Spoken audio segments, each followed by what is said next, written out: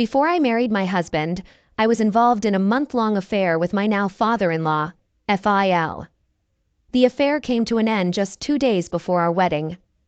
Since then, I've been a faithful and devoted wife to my husband, and my love and respect for him are paramount.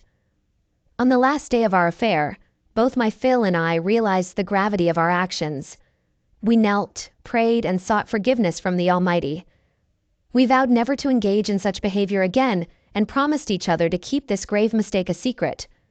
Over the years, things seemed to have improved, and I had pushed this dark chapter of my life out of my mind as if it had never occurred.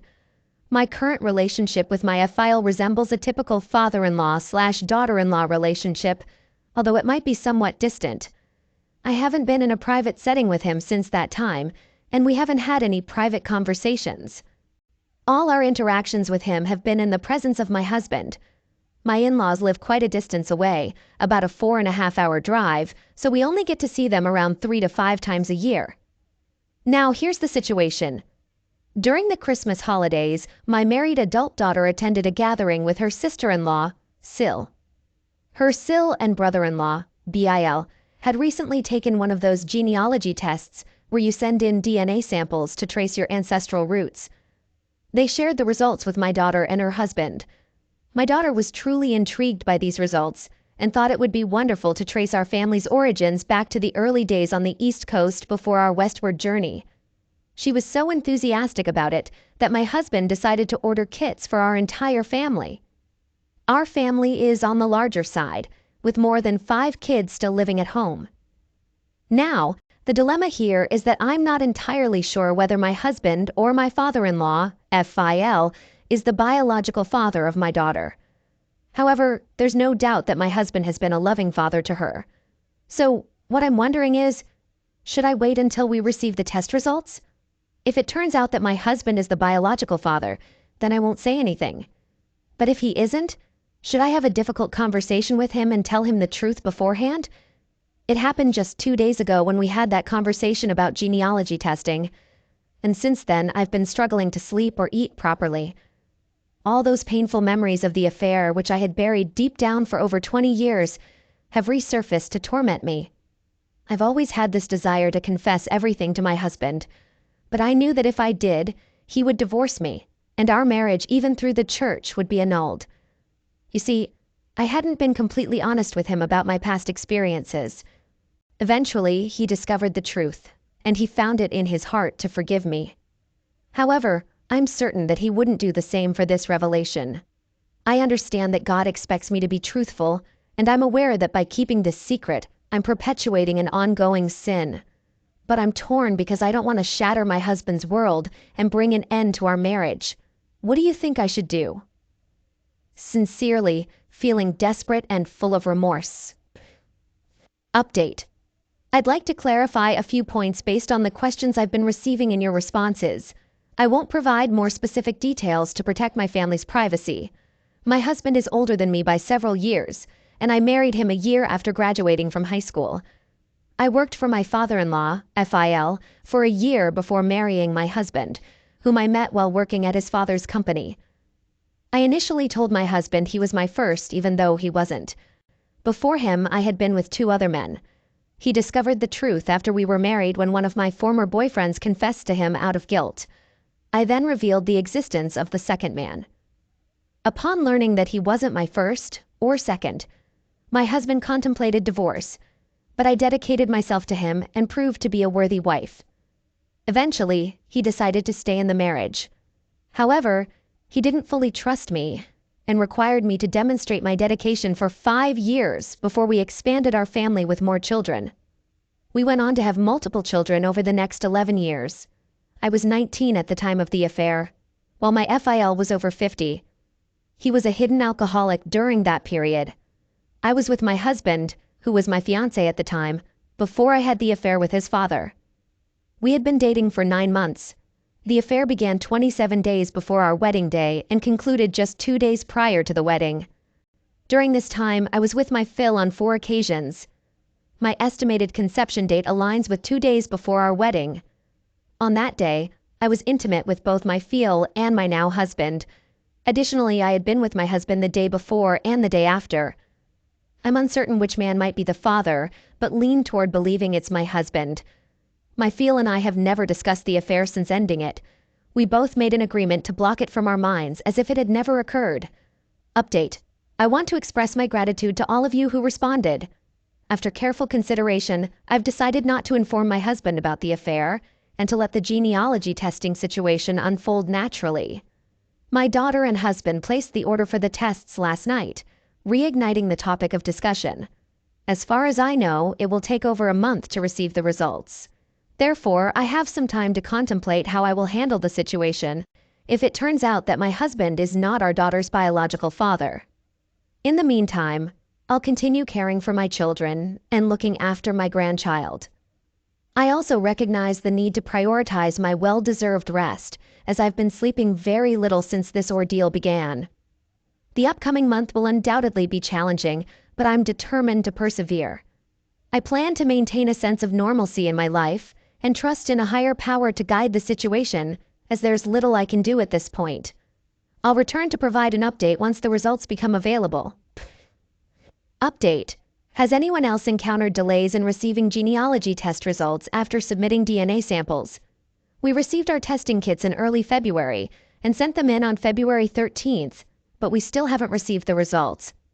Given my situation, I'm anxiously awaiting the outcome, and I'm starting to worry that there might be an issue. My husband reached out to the company, and their response has been that the results and report are in progress. My daughter mentioned that her sister-in-law received their results in less than a month. In contrast, it has now been over 6 weeks for us. Is it possible that the delay is due to a lack of a genetic match between my husband and daughter? I'm feeling incredibly stressed about this situation. Update. I'm here to provide an update on the outcome of our genealogy test. The good news is that my husband is indeed the biological father of my daughter. As I mentioned in my previous update, I had been extremely anxious ever since my daughter brought up the idea of testing our family's genealogy. During this period, I had trouble sleeping and had little appetite. I decided to cope with my anxiety by taking long walks with my grandchild in the stroller, sometimes even doing this twice a day. Surprisingly, this challenging time led to a significant weight loss of 19 pounds. I've maintained my walking routine and improved eating habits since receiving the results, and I've now lost a total of 26 pounds. I'm feeling great, and my husband appreciates my new figure. I'm also back to getting restful sleep. Now, let's get back to the day we received the results. We had just finished dinner and were tidying up when my husband went into the bedroom to check the computer. He returned and informed us that the results had arrived. He planned to call my daughter to come over so we could all examine them together as a family. Upon hearing this, my heart raced so fast that I almost fainted.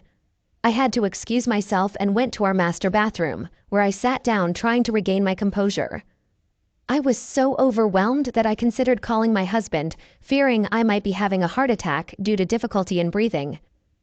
After some time in the bathroom, I lay down for about 10 minutes until I heard my daughter in the living room. I then went out to greet her and rejoin my family. Now, it was time to reveal the results. My husband instructed our children to bring kitchen chairs into our bedroom, where he planned to display the results on the wall using a projector. We've used this setup before for family movie nights, so it was a familiar scene for us. However, this time I was on the brink of collapsing due to the anxiety. The first file my husband opened was my daughter's, and it confirmed that I was her mother, and her father was indeed her biological father. In that moment, I felt like I had an out-of-body experience. It was as if I had been touched by a divine presence, and a sense of calm washed over me, while my heartbeat returned to its normal rhythm. Finally, I found peace, and I silently expressed my gratitude. After receiving this news, I had a great time reading the results and discussing our family's lineage with our children. We all enjoyed ourselves immensely. It was a day that will remain etched in my memory for the rest of my life. This was the day I was freed from the personal torment I had inflicted upon myself due to my careless, selfish, and sinful actions over 21 years ago. Now, let me address a couple of questions I've received. Why did I do it? To be completely honest, I had doubts about my husband back then. You see, I was only 18 when we started dating, and he proposed after just 5 months. I could have said no and asked to wait, but I was worried that he might move on and find another woman, because he had a promising future ahead of him. In our culture, there's a tradition where women marry men who are at least 4 years older, as it's seen as a solid foundation for building a strong family. As our wedding date approached, my uncertainty grew. Then one day when my father-in-law, Phil, and I were alone in his office, it happened. It wasn't because I had romantic feelings for my Phil. In fact, it was quite the opposite. Looking back, I believe it was his aura of being a confident and successful businessman that drew me in. I couldn't fathom how a man like him could be interested in someone like me, a young woman with self-esteem issues and no clear future prospects. At that time, my husband wasn't established, strong, or confident. He was just a young, impulsive guy trying to find his way. Everything changed once we got married because I quickly fell deeply in love with my husband in every possible way. And that love remains unwavering to this day. I can genuinely say that I've never even entertained the thought of another man since my husband and I tied the knot and began building our family. In fact, with all the kids we have, I wouldn't even have the time for it. Not that I would want to. I'm genuinely afraid of losing him because he embodies the same strength, power, and confidence that his father did 21 years ago.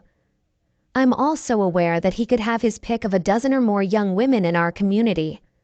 That's why I was so anxious about receiving these genealogy test results. I concocted scenarios in my mind of him divorcing me and starting a new family with a beautiful young woman. Now on to the big question. Will I ever confess the affair to my husband? No, I won't, as long as we both live. My plan is to disclose it and seek forgiveness in the afterlife if the Almighty grants me that opportunity. If I were to confess now, it would only bring about his mental anguish, shatter his relationship with his father, and end our marriage. I understand that harboring such a terrible secret is difficult, and many of you may be upset with me. Nevertheless, I've found peace with this decision and pray for forgiveness multiple times a day. Thank you for accompanying me on this challenging journey. I wish all of you a blessed and happy life. All right, that was a fun story. Now let's move on to another exciting one. Stay tuned and let's dive in. Hello, everyone. I'm a 35-year-old man, and I was married to my ex-wife, Emily, who is 30 years old, for 4 years before our relationship went sour. Emily and I first crossed paths at a bar where she worked as a bartender. My friends and I were regular patrons of that bar, and from the moment I laid eyes on Emily, I was smitten. She had a unique charm that set her apart from her coworkers. Despite my feelings for her, I kept going to the bar without expressing my emotions or letting her know how I felt. One evening, while we were at the bar, Emily was serving at the table next to ours when a man made inappropriate advances towards her, causing her embarrassment. I came to her defense, confronting the man and demanding that he apologize to Emily. Some others who had noticed the situation joined me in admonishing that man. Eventually, the bar's security personnel stepped in and removed him. Later that evening, Emily and her boss came to our table with a complimentary drink to show their appreciation. I continued to visit the bar, and Emily and I soon became friends. Our relationship evolved from being bar buddies to me asking her out on a date, to which she agreed. Emily and I dated for a year before tying the knot. A few months before we got married, I helped Emily secure a better job so she wouldn't have to work at the bar anymore. I did this because even when we were dating, I noticed how other men treated her when we went to the bar together. I felt uneasy about the way some men stared at her and made advances. So, with the assistance of some friends, I arranged for her to work as a waitress in an upscale restaurant. Emily couldn't find a well-paying job due to her limited educational qualifications. She had completed high school and attempted community college for a year, but financial constraints forced her to take a break in work. On my part, I worked as an assistant lecturer at the university while pursuing my master's degree. Emily's educational background didn't matter to me because I loved her deeply. I even secretly saved money for her college education, planning to reveal it when there was enough. Beyond her lack of formal education, Emily was street smart, hardworking, and open-minded. She was always willing to explore new opportunities and eager to learn. Her open-mindedness and willingness to acquire new skills were qualities I admired most about her. During the first 2 years of our marriage, we were happy and cherished each other's company. However, there was something that occasionally troubled me. At the start of our marriage, I didn't pay much attention to it, but as 3 years passed without Emily becoming pregnant, it began to weigh heavily on my mind. While we were dating, Emily and I discussed the number of children we wanted and even had their names picked out in advance. We both agreed on having 2 kids, and the gender didn't matter, whether it was 2 boys, 2 girls, or a boy and a girl. What was most important to us was having our first child within the first or second year of our marriage, followed by the second child a few years later. It seemed like the perfect plan, and I eagerly anticipated it. I envisioned a scenario where my first child would be at least 14 years old when I turned 50, and the second child would be around 10 or 8 years old. However, I became concerned as the first 2 years of our marriage passed, and we were approaching the end of the 3rd year without Emily getting pregnant. Emily knew how much I loved children and that I was committed to the plan, but at times she gave me mixed signals about starting a family. We underwent a series of tests, tried various medications, and even explored fertility treatments. All the tests indicated that we were both physically healthy, but I couldn't understand why Emily wasn't able to conceive. I wasn't even confident in the results from a single hospital, so we sought multiple opinions, and the outcomes were consistent. As our 3rd year together came to an end without a child, it began to weigh heavily on me. I had experienced disappointment in other aspects of my life, and I never imagined I would also face disappointment in the realm of starting a family. By the 3rd year of our marriage, the connection between Emily and me was slowly eroding. We didn't spend as much time together as we used to, and many aspects of our relationship had changed. Often our conversations would drift towards my eagerness to have children, which became a major turnoff for Emily. She began to voice her dissatisfaction, saying that I was more focused on the future than on enjoying the present. Shortly after celebrating our 3rd anniversary, I realized how distant we had become. I made a promise to Emily that we would revert to the couple we once were, and I would no longer obsess over the idea of having children. I didn't want to miss the chance to grow together with Emily. She expressed her happiness and reassured me that children were a blessing from God, and when the time was right, we would be blessed with them. I knew she was correct. As devout Christians, both of us believed that God was the giver of all good things, including children. We trusted that when the time was right, He would bless us with kids. I also kept reminding myself that our worth as a couple wasn't defined by the absence of children. With this newfound perspective and mindset, I let go of my worries about having kids. I started seeking new ways to rekindle our marriage and savor life with Emily. I had reached a point where it no longer concerned me whether we had children in the future or not. I even entertained the thought of adopting a child if Emily couldn't conceive. Meanwhile, during the 3rd year of our marriage, Emily had already begun a 4-year college program. She was in her 1st year, and I was financially supporting her with the savings I had set aside. She was making excellent progress, and I was delighted that she could pursue her college dreams. As time passed, our marriage gradually returned to its previous state. The only difference was that Emily and I weren't as close as before due to our busy schedules. If she wasn't studying late at night, she would come home late from work, and I had my own demanding commitments. Deep down, I understood that there would be times when we'd both be occupied, and I didn't make an issue of it. I made an effort to be a supportive husband. When I returned home early, I would prepare dinner, handle chores like taking out the trash and cleaning the house, and do whatever I could to ease her stress. On weekends, I encouraged her to rest while I took on responsibilities like house cleaning, grocery shopping, laundry, and cooking. In the evenings, we'd go out for entertainment or take leisurely drives around the city. A few months after I had stopped discussing or mentioning children in our conversations, I noticed that Emily was still visiting her gynecologist regularly. She went for appointments at least once a week, which was even more frequent than before. I considered asking her about it, but I understood the reason behind her visits to the gynecologist. It would have been unwise and insensitive to inquire, so I refrained from doing so. I believed that Emily wanted to proceed at her own pace, and there was nothing wrong with her continuing these visits. I actually admired her commitment to maintaining these appointments even though we had stopped discussing children. It deepened our connection. In the early days of our marriage, our intimacy was frequent, happening 2 or 3 times a week. However, as our attempts to conceive were unsuccessful, there were weeks when we didn't engage in intimate activities. But as Emily became more focused on her gynecologist, our intimacy increased to at least once or twice a week. Most often it coincided with the days she returned from her appointments. I always welcomed this, thinking that perhaps her gynecologist had recommended it or that she was exploring something new. I never questioned her actions and made myself available whenever she desired it. Besides my desire for us to have children, this heightened intimacy strengthened our bond and improved our relationship. This pattern continued for months. With our increasing intimacy, my hopes of having a child grew, even though I never vocalized them to her. I secretly hoped that one day she would excitedly announce her pregnancy, but that moment never came. Looking back, I'm grateful it didn't happen. If I hadn't uncovered the truth at the right time, I might have been raising another man's child now. Throughout the months when Emily was regularly visiting her gynecologist, I had no idea that she was cheating on me with the same gynecologist I held in high regard. He was in his late 40s, and I had even contemplated visiting him to express my gratitude for his unwavering support of Emily. He had been recommended by one of her aunts who had struggled with infertility for years, but finally conceived and had a child with his assistance. However, my world came crashing down 2 weeks ago when I stumbled upon something suspicious. It was a restless evening, and I was in the bedroom, struggling to fall asleep after a long, exhausting day at work.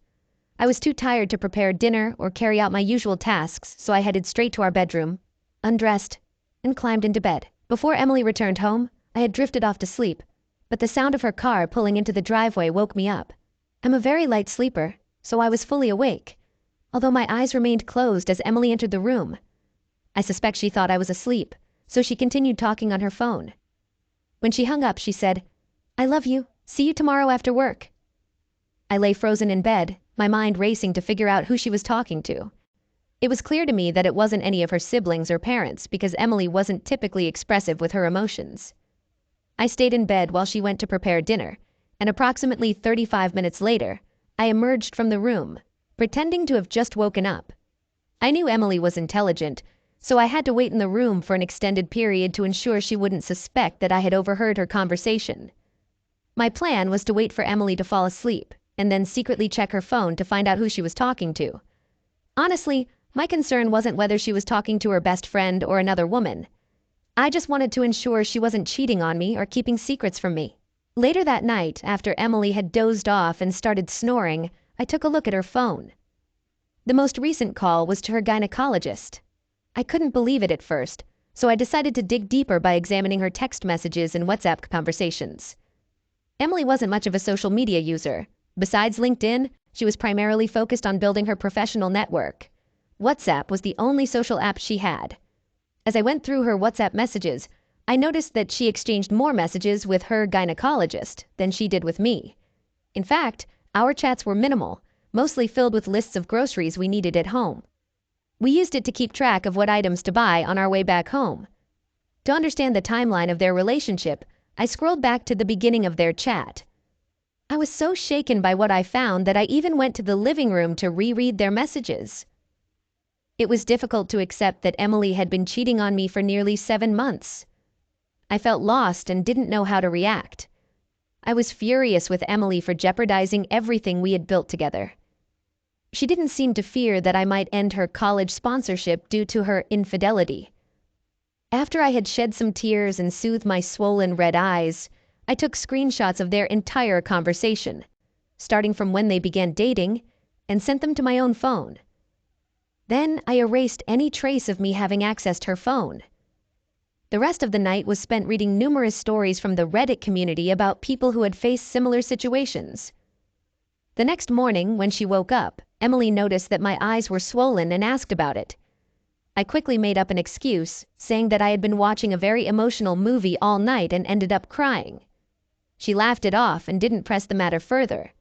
She had no idea that I knew about her affair, and I decided not to act suspicious.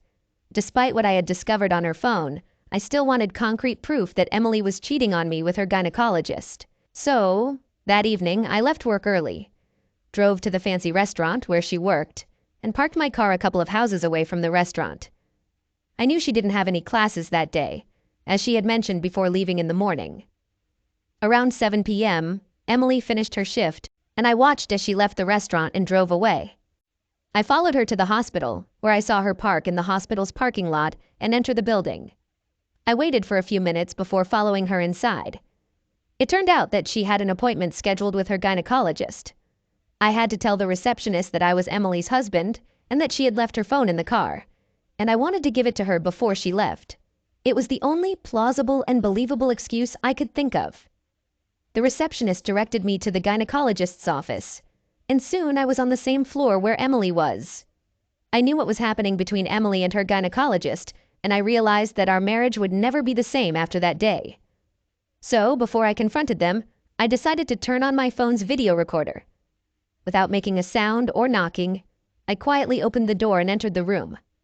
As I had suspected, I found Emily lying on the examination chairs, which had been adjusted down, engaging in an intimate encounter with her gynecologist during hospital hours. I made sure to record it as evidence to ensure that neither she nor the judge could dismiss it as a routine examination, given the nature of the gynecologist's profession. The moment I entered the room, Emily saw me, and her face turned pale. She quickly pushed the gynecologist away, who appeared both scared and confused when Emily informed him that I was her husband. I didn't create a scene or raise my voice.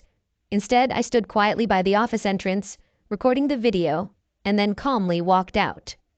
Their reactions confirmed that it was not a legitimate medical examination, but something inappropriate. Emily chased after me, partially unclothed. When I reached the elevator to descend to the ground floor, she begged me loudly to listen to her. Her pleas attracted the attention of people in the vicinity who came out of their rooms and offices to see what was happening. I had to pretend to be composed when interacting with the secretary on my way out, and I drove back home. Once I arrived, I sent Emily a text message, informing her not to bother returning home. I subsequently changed the locks to my house. For the past 2 weeks, Emily has been bombarding my phone with calls and messages, but I chose to maintain my distance to clear my thoughts. Aside from sharing this situation here, I haven't confided in anyone about her infidelity, and it's causing me considerable internal turmoil. I've come to the decision that I no longer want to salvage our marriage. However, before we proceed with a divorce, I want to make her understand the pain she has put me through and hold her accountable for her actions.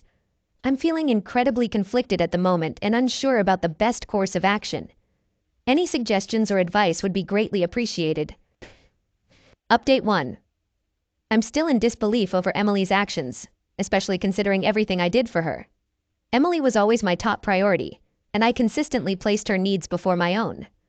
I had the opportunity to invest in numerous expensive courses to better myself, but I chose to forgo them to support Emily's college education. I invested all my savings in sponsoring her. The pain she has inflicted upon me runs deep, and I doubt I'll ever fully recover from it. One member here suggested that I play along with her for a bit and make her face public humiliation before serving her with divorce papers. I believe this might be the best course of action. Additionally, I've made the decision to cease all financial support for her education. If she wishes to continue college, she can do so with her own limited earnings. 3 days ago, I finally answered Emily's call after weeks of not communicating with her. During our conversation, she broke down in tears and begged me to allow her to come home so we could talk. I anticipated this request, so I agreed to her coming over. She arrived at my place just 15 minutes after our call ended, and I granted her entry. I wanted to ensure I came across as genuine, so I calmly expressed my feelings and disappointment when we talked. She got down on her knees and offered her apologies. Emily admitted that she didn't understand what had come over her and vowed it wouldn't happen again. She even pledged to cease meeting any gynecologist alone if I granted her a second chance. She explained that the gynecologist had manipulated her, telling her I was impotent and that she needed his assistance to conceive. I questioned why she didn't discuss this with me when the gynecologist first planted the idea in her mind. She told me the doctor advised against telling me, citing concerns about hurting my male ego. Part of me wanted to believe her, but I also knew she wasn't that naive to fall for such manipulation. I must admit, I shed tears that day once more. Seeing her brought back the pain I felt when I caught her in the act. After she pleaded for forgiveness, I outlined my condition for reconciliation. She must confess her infidelity to both our parents and reveal how I discovered her betrayal. Upon hearing this, she paused, gazed at me, and broke down in tears once again. She asked if there was any alternative, and I informed her that this was the only way. I expected her to refuse, but she didn't. She expressed her willingness to do whatever it takes to repair our relationship. We've scheduled dates to visit both her parents and mine for dinner. Following that, we'll gather all her close friends, and she will personally confess how poorly she has behaved as a wife. It's my way of penalizing her for her actions. I'll provide another update soon, and I'm eager to witness her reaction when I hand her the divorce papers. I've already reached out to a lawyer, and he's in the process of preparing the documents. Update 2. Hello everyone, I'm happy to announce that Emily followed through with everything we had agreed upon. However, before I explain how it all unfolded, I want to let you know that Emily and I are officially divorced. Yes, I stuck to the plan, and she faced the consequences of her actions. Now, about Emily confessing openly to everyone, we began by visiting her parents' house for dinner. They seemed delighted to have us over, but could sense that something was amiss with Emily.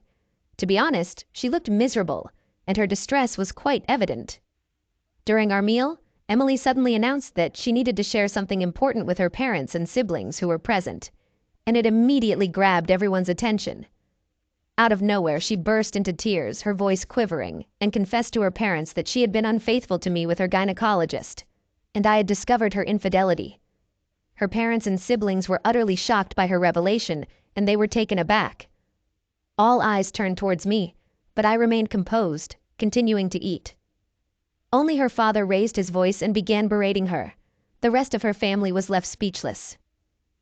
The more her father yelled, the harder Emily cried. Once I finished my meal, we left together, and an uncomfortable silence filled the room. Nobody said a word, and it was an incredibly awkward situation. I'm certain her parents were bewildered to see both of us arrive and depart together. The following day, we visited my parents' house, and Emily shared the same confession with them. My parents found it hard to believe. They had always known Emily as a composed and reserved person, and her actions seemed out of character, which we found somewhat amusing. Their disappointment was evident, but they left the final decision to me. After we had met both sets of parents, I felt content with the outcomes. It was clear that her parents were deeply disappointed in her. Their expressions spoke volumes. As we headed back from my parents' house, I dropped her off at the motel where she had been staying since I discovered her infidelity.